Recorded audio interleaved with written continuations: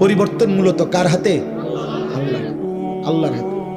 এটা নবীজিকে আল্লাহ আগে বলে রাখছে, বন্ধু দাওয়াত দিবেন আপনি, লোক নিমু আমি। দাওয়াত দিবেন আপনি, লোক নেব কি আমি। আপনি দাওয়াত দেন সবাইরে, যে দুর্লোক লাগে, যে কয়জন সাহাবী লাগবে ইসলামের জন্য, ইমানের জন্য, কালেমার বিজয়ের জন্য, এটি আমি নেব।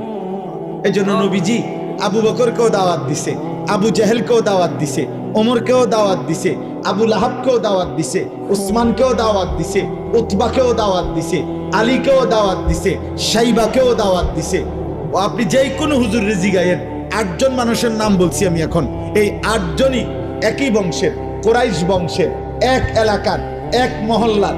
আল্লাহ বলছে, বন্ধু আবু বকরকে আমি নিলাম, আবু জেহেলকে নিলাম না, ওমরকে নিলাম, আবু লাহাবকে নিলাম না, ওসমানকে নিলাম, উতবাকে নিলাম না, আলীকে নিলাম,